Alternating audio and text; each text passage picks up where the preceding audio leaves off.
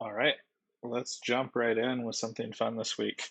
A really common feature in Photoshop that some people like to use for comic effect is the ability to uh, manipulate photographs to do stuff like face swaps, head swaps, stuff like that. So um, I have a photo of John Travolta and Nicolas Cage.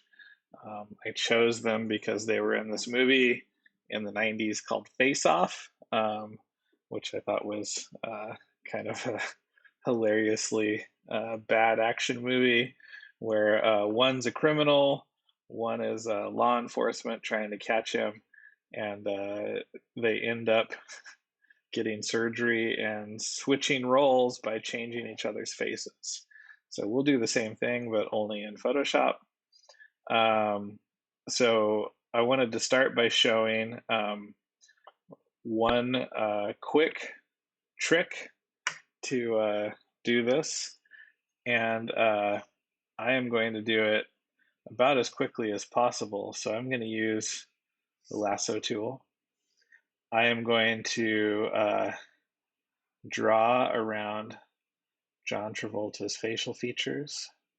Um, so kind of like if he was wearing a superhero outfit and just part of his mask was open. This is kind of the way I'm selecting the features. I'm staying away from hair. I'm staying away from prominent features like eyebrows, eyes, nose, mouth, etc. Um, so it's important that I make sure my selection feathering is off, and you have to do that before you draw. And then I'm just going to copy and paste this to a new layer. And I like to do that with Command J. So now I have just that on a single layer. So I'm going to take that layer with my move tool. I'm going to bring it on top of Nicolas Cage. I'm also going to make a duplicate of the Nicolas Cage layer because what I'm about to do is a destructive edit. So I'm going to bring that Nicolas Cage layer duplicate upwards. And I'm going to align the features that I stole from John Travolta with Nicolas Cage. And I'm going to do that by Command T to bring up my transform tools. But I'm also going to take my layer opacity and open it up a little bit so I can see through. So if I zoom in now, and I think what I'm going to do is I'm going to kind of align their eyes. And if you remember from 2 weeks ago, there's a way where I can scale this. So I can line up one element and it stays aligned. If you've forgotten, I can turn on basically my anchor point tool in this upper right bar. And with that anchor point tool on, I can drag this so their pupils are lined up. And I usually do that after I line them up. So if I line that up, then when I scale, it doesn't look like anything happens till I hold down Alt or Option. And then when I hold Alt or Option, it scales from that point. And the other cool thing about using the anchor point tool is if I hover over the outside and rotate, you'll see that it also rotates around that position. So by lining up one pupil first, I'm basically able to scale this piece to fully kind of match here. So at least the eye width, nose is in the ballpark. Uh, the rest of the face is not too bad either. So if I hit enter to confirm that, turn the transparency all the way back up and take a little bit of a step back, I can get kind of a preview of how those facial features might fit. Now, if I were doing this the hard way, let's talk about that first. The hard way, I might want to come in and actually, uh, kind of create a blend area by maybe even like removing or maybe not removing, maybe that's the wrong word, but I might like create some extra skin area just by removing some of these facial features from what's underneath. And then, even like assuming color matched, I could even just use a layer mask perhaps with a soft brush. And I don't have a soft brush. And, maybe blend the faces like this, uh, as long as I didn't overlap on other features. So this would be like the kind of starting point. If you don't know any other ways of doing it, you could create like a, relatively soft mask. Let's see how quickly we can do it just with adding some color balance in here as well. So if I pin that to the layer and look, and the top layer is definitely more yellow and green. I might hit mid-tones first, take it towards blue. Yeah, that's an improvement. Try to kind of float that around to figure out where it should be. And I could kind of work my way through here potentially, and you can see that at least on the highlight side of the face, things are going pretty good for us. And then after I got stuff starting to match, I could potentially create like a retouch layer and use some of my retouching tools like the healing brush, where I've got some choice of where I'm sampling from, and I could maybe come in and kind of soften and match color on these edges. I've got a giant brush right now, but I could definitely like ease these transitions perhaps, and with enough time, I could probably make stuff begin to match. So that's one way of piecing things together, but we're really here to talk about the shortcut. And so I'm going to get rid of the creepy one that I erased his eye in, and we're going back to this one that doesn't have any color balance at all.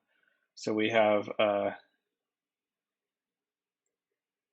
this face on top of this face, sharp edge cutout. And what I'm going to do is I'm going to bring up a selection that goes just around, exactly around what we cut out before. And I can do that at any point with any layer. I can select anything that's non-transparent by command or control clicking the thumbnail of my layer. By doing that, it brings up this marching ant selection. And in this case, what I'm going to do is I'm going to delete that from this layer.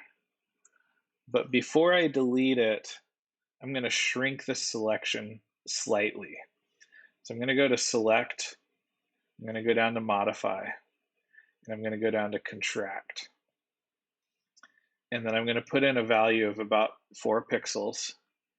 And we're going to see that as soon as I click OK, that jumped inwards just a little bit. Now if I hit delete, I can deselect my selection. We can see that this just has a hole in it now. And this lines up over the hole. And if we look at something like this just briefly, you can see that the new face overlaps the old face by a little bit of room there. So that was the goal of contracting that, is that there's not a hole between those layers, there is some overlap. So what I'm going to do now is, well, first off, I need to clear this layer, delete it. Okay, so I'm going to select these two layers so they're both selected. I'm going to go up to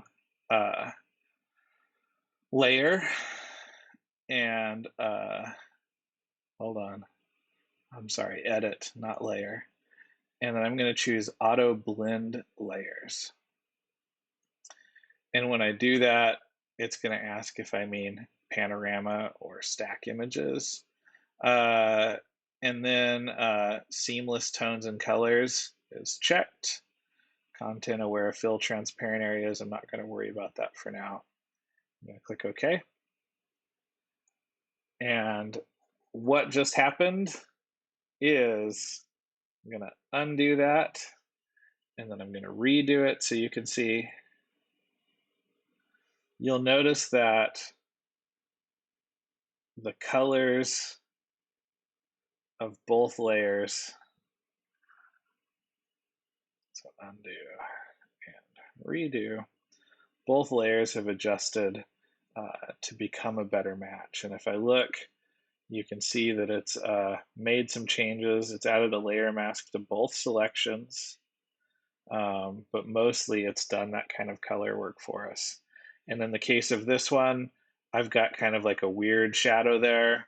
I could come back through and use something like maybe even my spot healing brush and run it down that line and soften that a little bit. That's one way I could handle that if I was careful. Or sometimes it could get worse. But many ways to soften that. Another way would be to sample with my stamp tool from this area of the cheek, change my brush transparency down a little bit, and paint that color so there's more of a gradient into that darker color. I could do that. I could also go like both directions, and I could sample from down here and maybe paint upward slightly. But that is the easy way to do that merging. So let's do that quickly once more, the other direction, just to make sure that you got it. So we are going to take Cage's face this time. I'm going to use the lasso tool to make a quick selection. Come around these features. I'm going to Command J to bring that to a new layer. I'm going to put it on top of Travolta. Let's just duplicate Travolta so we can work destructively. I'm going to bring that over.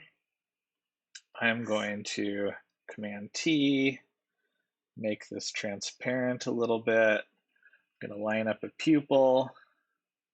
I'm going to drop this on the pupil. I'm going to do my best to scale this while holding Alt or Option to make the eyes match. I'm going to rotate until I feel good about it. I'm going to decide that's okay and hit Enter.